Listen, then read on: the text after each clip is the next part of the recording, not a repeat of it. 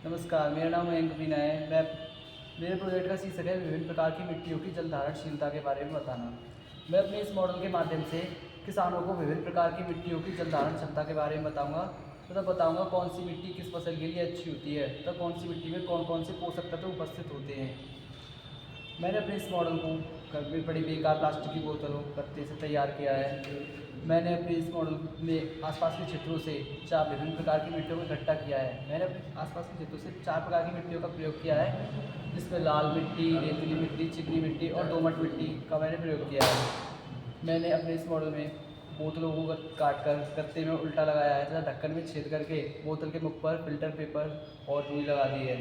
फिर मैंने प्रत्येक बोतल में समान मात्रा में विभिन्न प्रकार की मिट्टियों को डाला है, जिसमें रेतीली मिट्टी, चिकनी मिट्टी, लाल मिट्टी और दोमट मिट्टी है। फिर मैंने प्रत्येक बोतल में समान मात्रा में पानी मिलाया तथा प्रत्येक बोतल के नीचे अलग अलग बर्तन रख दिया।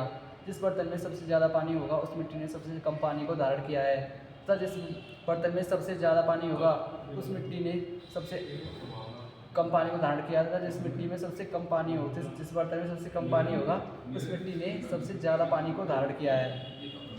फिर हम मिट्टियों की जांच द्वारा यह बताएंगे कि कौन सी मिट्टी में कौन कौन से पोषक तत्व उपस्थित हैं। मैंने अपनी जांच में पता लगाया है रेतीली मिट्टी के कण बहुत बड़े होते हैं और रेतीली मिट्टी के कण बहुत बड़े और अलग अलग होते हैं, जिससे पानी जल्दी नीचे चला जाता है। इस मिट्टी की जल धारण क्षमता सबसे कम होती है। इस मिट्टी की जल धारण इसका पीएच मान 5.5 से 7 के बीच होता है। इस मिट्टी में पोषक तत्व और ह्यूमस की मात्रा बहुत कम होती है। इसमें सिलिका अधिक मात्रा में पाया जाता है।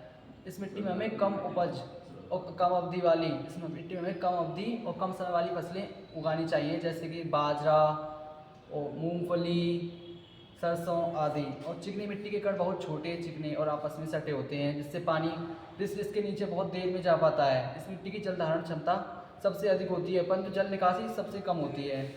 इस मिट्टी में हमें ऐसी फसलों को उगाना चाहिए जैसे मतलब ज़्यादा पानी की आवश्यकता हो, वो फसलें इसमें अच्छी उपज देती हैं, जैसे धान, गन्ना, गेहूँ। ऐसी फसलों को अच्छी उपज देती है। इसमें पोषक तत्व बहुत अधिक मात्रा में होते हैं। इसका पीएच मान 6.5 से 7.5 के बीच होता है। दोमट मिट्टी, इस मिट्टी का पीएच मान मैंने गलत बोल दिया तो